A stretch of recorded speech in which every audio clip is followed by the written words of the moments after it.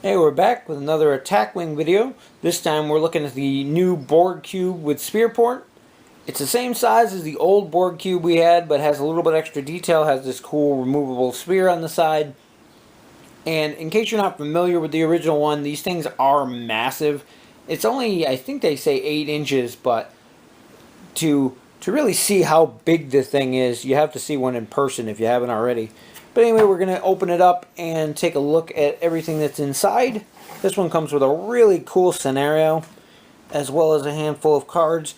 Makes it more playable in both standard play, because they adjusted the points value as opposed to the previous oversized cube. And this one also has, like I said, that amazing scenario that comes with it as well. So we'll open her up and take a look. So this thing comes with a ton of stuff. So much I actually had to move my camera around here, so I'm hoping everything sounds and looks okay. But to give you an idea of everything that comes with it, I just want to show it all. I'm probably going to go and break it down in smaller bits so you can see things up closer, but down here we have our additional rules cards for pertaining to the large ships, as well as the a special one for dropping off the spear, which is also an upgrade card that you can use on the normal ship. We'll get to that in more detail when we get down there. We have a huge pile of tokens for our drones, enough to run the various different captains we got. We have target lock J2 and I2. There's 10 shield tokens back there, a couple auxiliary power tokens, a critical, 2 scan tokens, and a disable. We have all our various upgrade cards. You're effectively getting 2 ships. You're getting the cube and the smaller spear that does come out. I'll show that again when we get to that part. So you have all the cards and maneuver card, as well as a named and generic for both the cube and the spear. Over here we have our Borg attack cards for the scenario, the battle objective cards for the scenario, and the 2 things underneath there are the hull and shield cards for the scenario, as well as the tokens. We have our maneuver marker there to make the 90-degree spin moves. Then we have our maneuver dials. There's a base there for the spear, which that's rough to get out. I don't know if I can do it on camera here. I could have made a better way to mount this.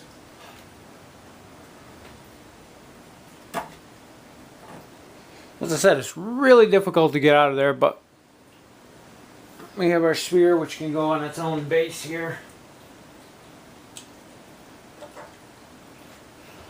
And I'll show that in more detail when we get to the actual ships. There's also a scenario sheet. I'm not sure if this came in the package or if it was printed afterward. I think it comes in there. If not, it's available on their website to print out. But explains how the scenario works and all the special rules for it. The scenario is very difficult. We played 5 players against it the other day and got our butts kicked. Anyway, we'll get into a little bit more detail and zoom the camera in a little bit more so you can actually see everything and take a closer look at it. So first we're going to take a look at the actual ships. As I said before, you actually get 2 ships in here. You're getting a cube and a spear. They can be played together or separately. For the campaign or scenario that comes with it, you're going to be using the big cube, and it's going to have completely different stats, so you don't need to worry about these cards. But if you want to play them normally, these are what you're going to be using. For our Borg Cube, we have the exact same maneuver card that we had for the previous oversized Borg Cube. It's got a 6 forward, all the way back to a 3 reverse, up to a 3 to the side. Very maneuverable ship. It does move quite a bit differently than previous ships, aside from the other oversized Borg Cube, because of the oversized base. Uses a special template that allows it to rotate in position. It looks like this. And if you want to see more about that, check out the original Borg Cube video I did. I did talk about that in a lot more detail. Not really going to go into it in this one since it's already been covered. Then we have our named Cube 384. 6 attack, 0 agility, 10 hull, 10 shield. 2 Borg upgrades, a tech upgrade, 2 weapon upgrades, and a crew upgrade for 52 points. So you can see they've considerably changed the points formula for these to make it a little more playable as compared to the previous oversized cube. We have target lock, scan, and regenerate as our actions. And our ability is that your shields cannot be affected by upgrades from opponent's fleet. Things like the phased polaron beam from the Dominion and other similar type items have no effect, which is really nice for that ship. Next we have our generic Borg Cube. You're losing 1 shield on there and 1 Borg upgrade for 50 points. Onto the Borg Spear. Again, it's the same as the previous one that we had. Up to a 4 forward to the side, up to a 3 backward. Don't have these in print right now, and they're really hard to find, so if you buy this, you're getting yourself a spear as well as the cube, so you can keep that in mind. It kind of justifies the higher cost of the expansion a little, even if you're not terribly sold on buying it. For the named one, we have Spear 936. 6 attack, no agility, 7 hull, 7 shield. Got 2 Borg upgrades, a tech upgrade, a weapon upgrade, and a crew upgrade for 40 points. Target lock, scan, and regenerate for our actions. And this one's ability is, if it's being used as a support ship, you can equip an upgrade of your choice at -2 SP, and it may use a 1, 2, or 3 maneuver template to put it in the area when it becomes active. This one really doesn't have a lot of use unless you're using it as the support ship, which is an upgrade card we'll get into a bit for the big cube here. Other than that, it's just a decent all-around named spear if you wanted the stats. I kind of like the spears. They've been one of my favorite Borg ships for a while. Onto our generic spear. Again, we're losing 1 shield on here. You're losing 1 Borg upgrade for 38 points. And that's it for the actual ship cards. Now we're going to get into the upgrades and captains and things that came with them. And here we have our captain upgrades that come with the ship, as well as the various other cards. For your captains, you do have 3 options because in the end you are running 2 ships here, so they give you multiple ones to pick from. First up, we have a new Borg Queen. She's unique. At the start of the game, place 6 drone tokens on this card. So that gives her a captain skill of 6, 1 elite talent for 4 points.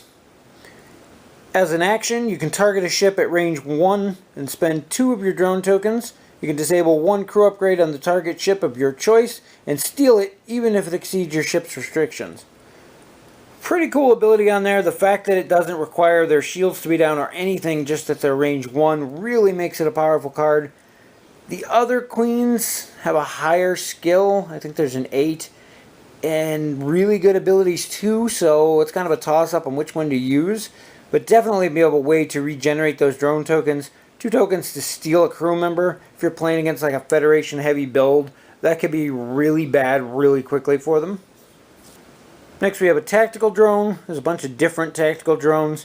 This one actually starts as a 4 with 3 points. And you get just 4 drone tokens there. As an action, you can spend 2 of your drone tokens to target a ship at range 1 to 2. Discard an evasive, scan, or battle station token from beside that ship. Place a scan token beside your ship. Mediocre. I think there's definitely some better tactical drones out there, especially the ones that let you re-roll.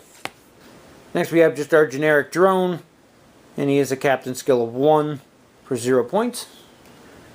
For our elite talents, we have I Am the Borg, 3 points. As an action, discard this card to perform this action.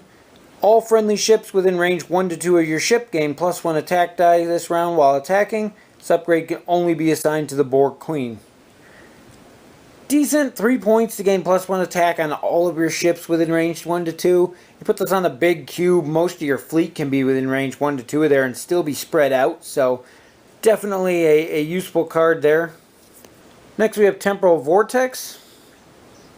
It's a tech upgrade for 5 points. When defending, during the compare results step, you may discard this card and spend 3 of your drone tokens to force the attacking ship to redo its attack. All of the dice, attack and defense, are rolled again. All cards and tokens that were used during the original attack remain used and cannot be spent or used in the second attack. This upgrade can only be purchased for a Borg ship. This was talked about in the forums a lot. It really negates anybody who's trying to use like a secondary weapon for you, because most of them require at least a disable, if not a target lock. Being that you're making them redo it, the target lock's already spent, the weapon's already disabled, they can't even do it. Any crewmen or whatever that they had to discard to get bonus dice or add-ons are already gone, and it can really, really neuter somebody. It's a 5-point discard, but being of what it can accomplish, really can hurt somebody when used at the proper time. And last we have Borg Support Vehicle Dock. This is a Borg upgrade, 0 points. This upgrade can only be purchased for the Borg Cube. At the start of the game, place a Borg Support Vehicle token on one ship in your fleet, which is of course our support token here. As an action, if all of your ship's shields have been destroyed, you may discard this card and spend 1 drone token to make your support vehicle active. Place an auxiliary power token beside your ship. Your ship cannot attack this round. Lets you basically store the sphere inside of the cube. It doesn't necessarily have to be a sphere, which is kind of entertaining. So you can use anything, but it lets you store it inside the cube, and basically it can't do anything, but it also can't be taking any damage until you launch it using this. It's kind of a toss-up. I'm not sure if I'd want to put it in there. For scenario-wise, it makes a lot of cool sense, but I guess it allows you to beat on things with your big ship before launching the smaller one without having to worry about it taking hits.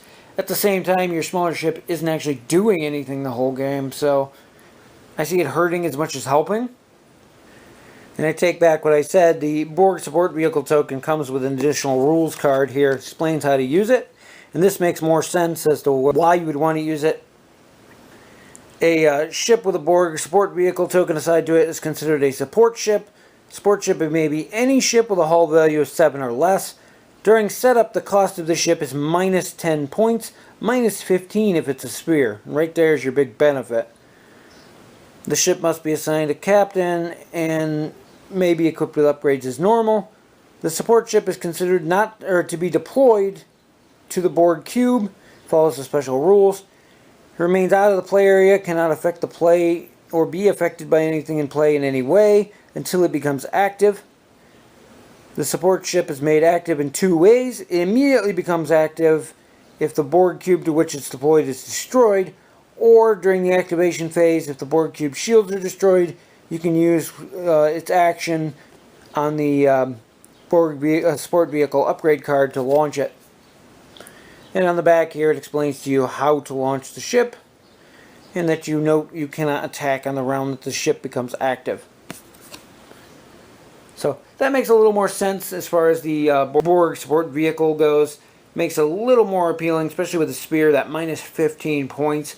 You're losing a ship's worth of firepower for the first part of the game until you get around to launching it.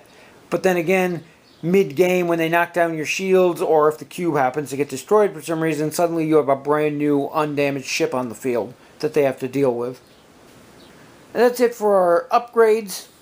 Again, there's a whole ton of tokens that came with here as well. Kind of went over them in the big overview shot there, so not going to get into too much detail on what those are. Again, it's all the drone tokens you need to run the various captains, a couple target locks, 10 shields, and a few various other smaller tokens to power the effects or the ship's abilities. Onto our actual ships here. You do have the Borg Spear, which is exactly the same model we had previously, except this one's done in a metallic instead of the gray, which is kind of neat. I'm still going to go in probably on mine and touch this up so that the center circle here is that bright green. But other than that, it's the same model. We also have the cube here, which is impossible to get in frame without doing weird things with the camera. It is absolutely massive. Identical to the old ones, except for the one side that has the hole in it here. Slide that out of there so it doesn't get stuck. And you can see there the aperture where the spear goes. If I can get it just right, maybe I can get it to sit there. There we go. There's actually a little notch right here, and on the inside in the same spot directly across from it. And there's also a peg hole you can see down in there in the center. Ideally, you're supposed to put the spear in so that your peg goes into that hole, and the little circle there fits in those little notches, which goes right in like this. It is very difficult to get in and out of there, though. They could have see, I don't have fingernails either, which really would help, but It is very difficult to get it in and out of there, but it's worth noting that there is a specific way that it goes in. Aside from that, though, it's the same massive cube we've had before. Again, I think this one's a little bit more shiny. I don't know my other one. No, I guess it's exactly the same. The cube itself is the exact same metallic color as the previous one. I don't know if I can do it with the light I have. See if I can get this to work here with a little bit of light. We gotta find the right spot here to make it shine. But you can kind of see in there the light reflecting through. The inner plastic, the green, is quite a bit lighter in these than it was on the previous model. So the light comes through a much lighter color. If you decide to light these up, that's something to think about. It's going to show up quite a bit lighter. Definitely once I get mine, I'm going to be cracking it open and putting lights in there like I did the previous one. May even do something with the aperture to empty a spot out or something behind that so the light comes out through there. I think that would be kind of cool if I can make it work. And finally here we have what really makes this outstanding expansion and a must-have, I think, from a player standpoint, is the scenario involving the new oversized cube that is really tough. It makes the cube what they should be, just something to be feared. And again, you have this sheet who talks about first contact. It explains how to set up. It really doesn't want to focus there, but basically the cube's going to start in the middle of the table and the players start around the outside. It's for 1 to 5 players, and the stats on the cube change depending on how many players you have. Lots of things to go into here. First off, the players, as I showed on there, we're going to start, the cube's going to start in the middle. The players can start within range 1 of any table edge all the way around. You're going to shuffle up these 2 decks. The cube gets 30 hull and 30 shield for each player that's involved. And you have these little hull and shield tokens here. And you can see on our shields and hull, they're marked in color-coded sections in groups of 30. So for, say, a 2-player game, you're going to have 60 shields and 60 hull. Of course, our first attempt, we tried the full 5 players, which is down here at 150 for each, which is crazy. The cube gets a bunch of special rules to make it more formidable for this event. In this, it gains the number of attacks equal to the number of players. So in our example here, we got it set up for a 2-player game. It's going to get 2 attacks every turn. In our 5-player game, it got 5 attacks every turn, which was really devastating. When it attacks, it's going to use whatever the current Borg attack card is. These are going to get turned over each turn, so it makes a difference on what it's going to do. It starts by attacking the ships closest to it, unless the card says otherwise. It cannot target the same ship more than once, so you don't have to worry about with that 5 attacks in the bigger game. If one ship just getting pummeled, each shot has to go at a different ship. You can cancel, the players can use things that will cancel an attack from the cube. However, it only cancels that attack for the ship that uses that ability, and that ship takes 2 damage for canceling the attack. So it's a trade-off. Sometimes it's better, depends on how many dice the cube's attacking with and things like that. As for the cube itself, nothing can affect its shields or bypass them. Any sort of game effect, phase polaron beams is one that keeps coming up, cannot bypass their shields, so that's worth keeping in mind. Critical damage is dealt normally to the shields, just takes a single shield away. However, once the shields are gone, all your criticals are going to do 2 damage to the hull, instead of using the actual damage cards, because we have the chart here, we're not using the cards. So that makes it whittle down a lot faster once you can knock out that shield. But knocking out that shield is a lot harder than it sounds. At the beginning of each turn, the cube's actually going to heal, and it repairs 1 damage for each player to either its hull or its shields. But what that means is in a 2-player game, you have to do a minimum of 2 damage per turn, or it's just going to heal it, or 3 damage, or it's just going to heal back to full each turn. When we were in our 5-player game, we had to do 6 damage a turn, and then it would heal. It could heal up to 5. So if we didn't do at least 6, we weren't even doing a single point of damage. So that really makes a huge difference, especially as longer games progress. The oversized cube cannot be moved or placed by any game effect. It only has a captain skill of 5, which was our saving grace for a little while in our game. All of your higher skill captains are going to get to shoot first. However, depending on the objective that's in play and how it's attacking, things can go really wrong really quickly. For this scenario, the cube cannot be equipped with any captains, admirals, upgrades, or resources. And the cube is also immune to auxiliary power tokens, so anything that gives it an auxiliary power token is pretty much ignored. On the positive aspect, all the other player ships that are part of the fleet that are fighting against the cube are considered a single fleet, so all of their abilities that affect friendly ships or allies or things like that will all affect each other, so that gives you kind of an advantage in that respect. So as far as the turn goes, at the beginning of each turn, you're going to overturn the top card on each of these decks. The Borg attack cards are what the cube is going to be using to attack this round. There's a ton of them here, and they all are different. So in this case, the cube has a primary weapon value of 8. Doesn't want to focus on there, but I'll read it anyway. Ships dealt damage by the cube cannot choose a straight maneuver during their next turn. This one actually came up in our event that we played. So basically, it's going to fire at up to however many players worth of targets there are with that attack value of 8 this turn. And if it does any damage to your ship, those ships can't fly straight in the following turn. So these kind of mess with your maneuverability, made us swerve around each other, break up formations and things. Does a lot of unexpected things. There's a bunch of different variants in here. There was one where its attacks did no damage, but in return it healed the cube for all damage inflicted. There's a primary weapon value of 10 for that round, and so on. So there's a lot of weird variety in here. It makes it different every time you play, depending on what comes up. You're also going to turn over the top card of the objective deck on the beginning of each turn. These are objectives that the players have to try to complete by the end of the turn. If they do complete it, they get to save this card, set it aside. They can be used for special abilities later on, which I'll get into.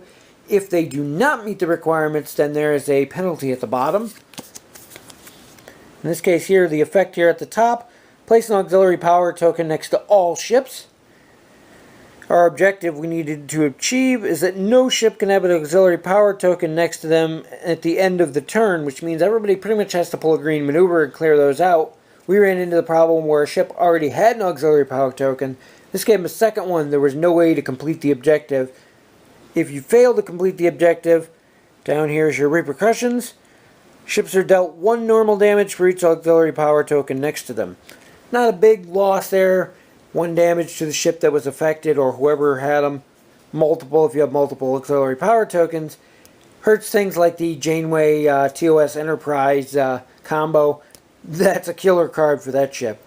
But other than that, you're only going to be taking a couple damage. The downside here is that if you fail, not only do you suffer the repercussion, but now you don't get to keep this card to use later on for the special effects. And there's lots of different ones in here. Some affect maneuverability. We had one that made everybody's movement had to be +1 for the turn. These were killer ones that we got. This one specifically, only ships at range 1 or 2 can attack, which means you're in range for it to shoot back at you. And then you need to do a damage equal to the number of players, so, well, on the chart. So in a 2-player game, you need to do 15 or more damage in a turn to succeed. In our 5-player game, we had to do 30 or more to succeed in a single turn. If we fail, ships not within range 1 to 2 all take a damage. There's other ones that do some really serious things to your ships. We had one that killed all of our captains, or disabled all of our captains. And then we had one later on that discarded things that were disabled and all sorts of weird things like that. Again, they add a bit of variety. Some of the objectives, depending on how your fleets are set up, are very hard to complete. After you've overturned the top of those cards, if you have any of the objective cards for the players, they can choose whether they want to spend them at this point. Again, we'll get to that in just a minute when we get to what you can spend them on. The next step is that the cube's going to do its repair, which is off camera here. I keep pointing at it like you can see it. So the next step that's going to happen is it's going to do its repair for the turn, which is 1 hull or shield it gets to choose per player. And then you resolve the rest of the turn as normal, starting with movement from your lowest player, going to the highest, starting with shooting from the highest player, going down to the lowest. The Borg Cube goes on a 5. It does not move, so that doesn't really matter. But on the shooting, you got to keep that 5 in mind. The other thing to keep in mind during your turn is whatever the current objective is, you need to get into a certain range, you need to do a certain amount of damage, make sure you don't have tokens on various cards. So that you definitely need to keep in mind as well, or you're going to get those additional penalties. Again, when it's the Borg's attack turn, it's going to do whatever its current attack card is. So keep those in mind. Some of them have limited range, some have extended range. The cube does have a 360-degree arc, so by the attack wing rules, it is limited to range 2. However, there are cards in here that will extend it to a range 3. There's also a couple really nasty cards in there that do automatic 1 or 2 damage to all ships within a certain range. So those are nasty ones to watch out for. So we were talking about spending the objective cards on what they call strategic advantages. And throughout the course of the game, as you complete these objectives, the players get to store these aside. And during the setup or steps there, I think it's step 3, you get to choose whether you want to spend them or not. Now you can spend 1 card to prevent the cube from regenerating that turn. It means it can't repair damage to its shields or hull for the turn. So keep that one in mind. That only costs you 1 card. If you happen to have 2 of these cards saved up, you can spend them to deal 10 damage directly to the cube, be it its shields or hull, whatever you're on at the moment. That one can be useful at times, but you have to save up 2 of the cards to do it. If you manage to save up 3 of the cards, you can spend 3 of them together and prevent the cube from making any attacks that turn. Those ones are nice when a nasty card comes up. You do reveal the cards before you get the choice to spend these, so you get to see what's happening. That one where it has a weapon skill of 10, you may want to prevent it from attacking that turn. We used one of the prevent attack ones on a turn where the cube had a thing that let it heal every time it hit somebody. So things like that are worth keeping in mind. There's a little bit of strategy involved there. The final part of the scenario is that when the cube gets to 0 shields and the last shield is knocked out, the spear will launch out of the port, which is off camera. I don't think I can get it on camera there, but the spear launches out the port. You place the spear touching the base of the cube so that it's perpendicular to the edge of the play area, facing away from the cube. The spear is treated as a normal ship with the following rules. It has a captain skill of 5. It can only be attacked once per turn. That's the killer one right there. And it moves straight using a 1 maneuver each turn, cannot perform actions, and will attack the closest ship to it. Additionally, when the spear is destroyed, deployed, it immediately makes an attack. So as soon as you put it out, it's going to fire. And then after that, it's going to fire at captain skill of 5 each round as it slowly inches its way towards the edge of the board. The real killer here is that if the spear leaves the play through the edge of the board, it goes through a temporal vortex and changes the course of history, and the players lose the game. There isn't a lot of space between where that cube is going to launch here and the edge of the board. You have maybe 4 turns, possibly 5, before it leaves the table. During those turns, only 1 ship can shoot at it. So you really have to time when you want to knock out that last shield. We actually went around without shooting just to keep it where we needed it so that we could get our ships lined up so we had some heavy hitters pointed at the spear. That way when we took out the shield and it deployed, we had a guns already aimed at it ready to go. Because if you do not kill it before it leaves, that's the game. Is over. Now the downside to that is if you do kill the spear before it leaves play, all your player ships get a morale bonus, which increases your primary weapon value by +1 for the rest of the game. However, the Borg are also now really kind of pissed off, and they're more determined than ever to assimilate you. So instead of it repairing 1 damage per player to its hull and shields, it now heals 2. So it's going to double the amount of stuff it can regenerate each turn. So in our 2-player example here, it's going to be generating 4 a turn. On our 5-player game, it would have been doing 10 a turn. Makes it that much rougher to start beating down at that point.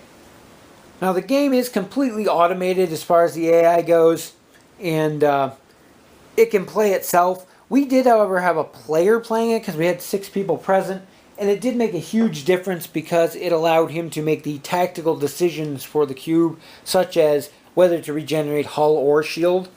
Obviously, as a player, I would always want to regenerate the hull and not the shield, because critical hits to the hull do double damage. As a player playing the Borg, you're going to want to put the shields up, because not only does that take a hit, but it'll absorb any of those criticals without taking double hull damage. So there's a toss up there on what you want to do. At the same time, like when we got the hull down, or the shield down low, he kept repairing. We had a card that removed its shield for a turn, so we did a lot of hull damage. He kept repairing the hull because he didn't want the shield up, because he wanted us to knock the shield down to launch the spear. So it gave him a choice there, which was kind of cool. In the end, to win the scenario, the players have to blow up the spear and the cube. And to win for the Borg, the spear either has to leave the table or blow up every ship that's in play. It was a really cool, really fun scenario. Made the giant cubes here actually feel like they should. It took a fleet of, we had 16 ships between the 5 of us, and we got our butts kicked. We got, I would say, I can't really guess how many turns, probably 8 to 10 turns into the game before it became a losing battle for us. Most of us had no crew left, no captains left. Most of our upgrades were disabled. We managed to get the ship down to 9 remaining shields.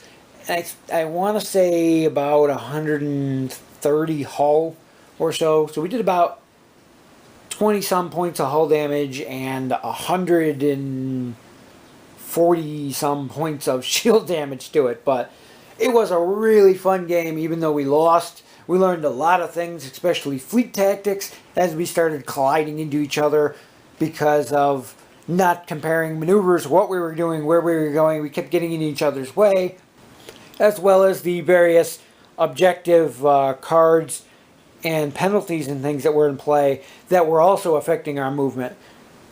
There's one card in here, I think it was, made everybody choose a maneuver that was basically 3 or higher if your ship could do it.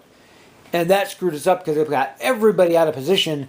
Then the next card that came up was one of these that made the cube attack everybody at range 3 with some stupid amount of damage or some effect on top of that. So the combos of these two cards together, depending on what come up, really can make it a different experience. Overall, it was a blast of a game, though. Well, that's going to wrap it up for our overview here of the new oversized Borg Cube with Spear port. If you haven't checked out one of the oversized cubes yet, definitely this is the one to get. I think they cost about the same. This one offers so much more, as well as the normal version of it being actually playable thanks to the points reduction. The other one was way overcosted. It put out at the same time Borg were extremely powerful, and they overcosted the points to compensate. And then right after that, they put the Borg nerfs in on their weapon range and how their maneuvering works. And it completely screwed up the points value of that ship. So this one's much more playable, and the scenario for it is really what makes it. And any Trek fan who enjoyed Next Generation or even Voyager with Borg related is going to have a blast playing that scenario, win or lose. We got, like I said, we got our butts kicked when we played it. I still had a lot of fun doing it. Learned quite a few lessons to take for the next time we play. Anyway, that's going to wrap it up for this video. I hope you enjoyed it, and we'll see you in the next one.